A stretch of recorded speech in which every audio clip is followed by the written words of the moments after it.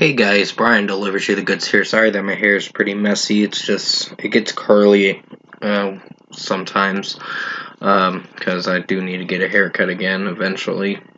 But I gotta wait to get money for that, so that's gonna take some time. But still, I'm returning to you this afternoon or late afternoon. Gonna go into evening time soon for a 2023 film for Pain Hustlers that I got a chance to check out for myself to see what I was going to think of this film overall. The 2023 movie with Emily Blunt and Chris Evans. It is a Netflix film. Sorry if I stuttered with my word. So, I'm going to discuss what I listened or watched for this movie. This 2 hour and 4 minute movie, and let you know my thoughts on it. So let's dive into this movie review. I almost thought it was an album review, but it's not, because I'm done with album reviews for the year, because there's not really anything of interest since after December 8th.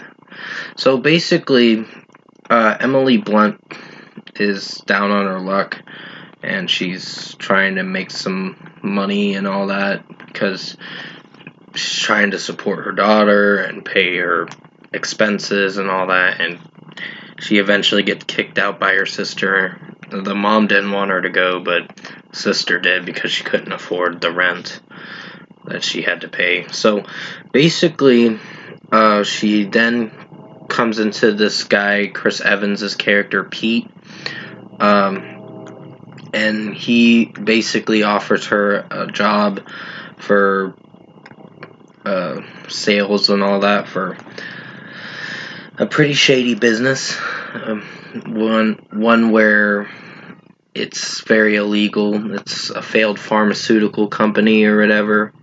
They're called Zena.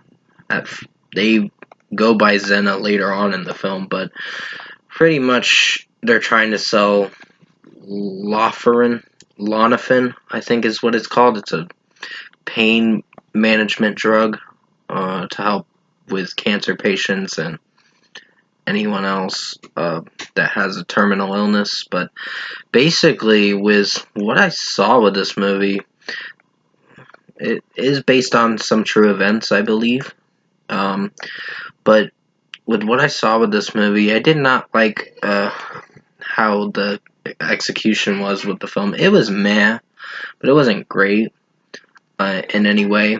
I think Andy Garcia's performance was pretty good.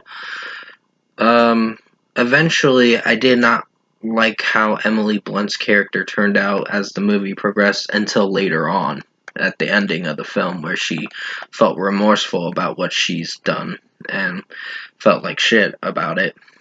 And she basically confessed about it all, because eventually the truth catches up and these people do serve jail time, unfortunately. So with what I saw with this movie, there was a lot of illegal stuff going on with this Lonafin, and then they decide to switch it up and change their product that they want to move forward with, and it's gonna really bring a lot of attention to the police and FBI and all that. So pretty much overall, you can't fight City Hall, unfortunately. You gotta try to make an honest living, and if not, then you're fucked, basically. So pretty much, I'm not saying that towards poor people. I'm just mostly saying if you can't abide by the law or whatever, then this shit will happen. There's consequences to people's actions. So if I were to give this movie a score, I think the execution was meh. It wasn't a terrible movie. It just was, it was alright. So I'm gonna give this movie a 6 out of 10. It was meh for a Netflix film. It wasn't terrible in any way. I'm just in the middle with this film. I think David Yates produced this pretty well in its own way, but I wouldn't say this is my favorite movie this year. It was based on true events that happened. The racketeering stuff and all that they were doing was pretty wrong, and killing people and ruining people's lives and then allowing their deaths to be profited from was pretty awful. So these people were scumbags, basically.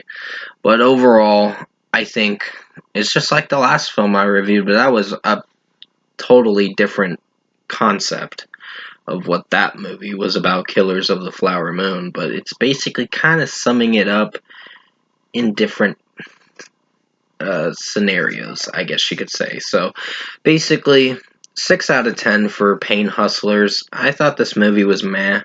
I wasn't a fan of Chris Evans's performance. I mean, his performance was okay, but it wasn't anything mind-blowing in this film. So, with that being said, thank you for watching this movie review this afternoon.